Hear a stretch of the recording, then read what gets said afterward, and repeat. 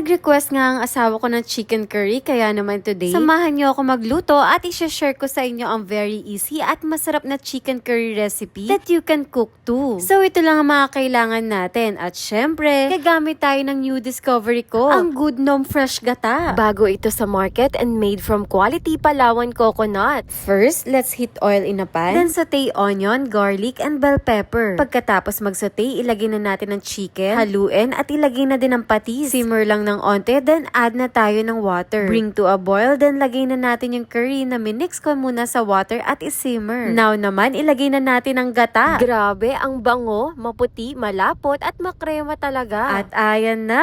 Luto na ang ating chicken curry gamit ang Good Nom Fresh Gata. Tara, kain na tayo!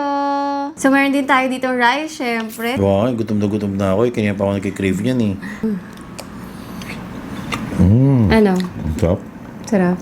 Pwede bang akin yan? Oh, 'di ba? Nagustuhan ni Manuel, lalo siyang pinasarap ng Good Nom Fresh Gata. Paano ba naman kumpleto ito sa 5 sarap signs ng fresh gata? Maputi, malapot, mabango, makrema at manamis-namis pa. Approve na approve sa amin ng Good Nom Fresh Gata. Bukod sa fresh, quality at masarap, madami ding laman, very sulit kaya i-try nyo na din.